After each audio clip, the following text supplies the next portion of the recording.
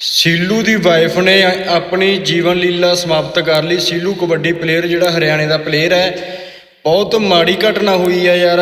ਸੀਲੂ ਲਈ ਸਭ ਤੋਂ ਔਖਾ ਟਾਈਮ, ਔਖੀ ਘੜੀ ਚੱਲ ਰਹੀ ਹੈ ਇਸ ਟਾਈਮ, ਕਿਉਂਕਿ ਉਹਨਾਂ ਦਾ ਬਹੁਤ ਦੇਖਣ 'ਚ ਰੀਲਾਂ 'ਚ ਪਤਾ ਲੱਗਦਾ ਸੀ ਵੀ ਬਹੁਤ ਪਿਆਰ ਸੀਗਾ, ਅਤੇ ਆਪਣੀ ਘਰ ਵਾਲੀ ਦੀ ਪੋਡਕਾਸਟਾਂ 'ਚ ਵੀ ਗੱਲ ਕਰਦਾ ਰਿਹਾ ਸੀਲੂ।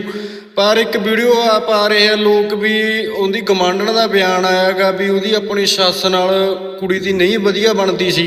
ਜਿਹਦਾ ਗੱਲ ਸੱਚੀ ਹੈ ਤਾਂ ਠੀਕ ਹੈ, ਨਹੀਂ ਬਿਨਾਂ ਪੁਸ਼ਟੀ ਕੀਤੀ ਵੀਡੀਓ ਵਾਇਰਲ ਨਾ ਕਰੋ ਯਾਰ ਕਿਸੇ ਦੇ ਖਿਲਾਫ, ਕਿਉਂਕਿ ਚੱਲ ਕੋਈ ਨਾ ਕੋਈ ਗੱਲ ਤਾਂ ਹੋਈ ਹੋਊਗੀ ਜਿਹੜਾ ਸੁਸਾਈਡ ਕੀਤਾ ਗਾ, ਪਰ ਪਹਿਲਾਂ ਸਾਹਮਣੇ ਆ ਜੂਗੀ, ਪੁਲਿਸ ਸੱਚਾਈ ਲੈ ਆਊਗੀ ਵੀ ਕੀ ਗੱਲ ਹੋਈ ਹੈ।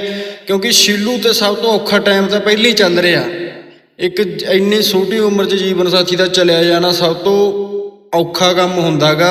ਸਾਰੇ ਜਾਣੇ ਅਰਦਾਸ ਕਰਿਓ ਯਾਰ ਸੀਲੂ ਵੀ ਠੀਕ ਰਹੇ ਤੇ ਭੈਣ ਨੂੰ ਵੀ ਚਰਨਾਂ ਦੇ ਵਿੱਚ ਨਿਵਾਸ ਬਖਸ਼ਣ ਵਾਹਿਗੁਰੂ ਜੀ। ਬਹੁਤ ਮਾੜੀ ਖਬਰ ਆ।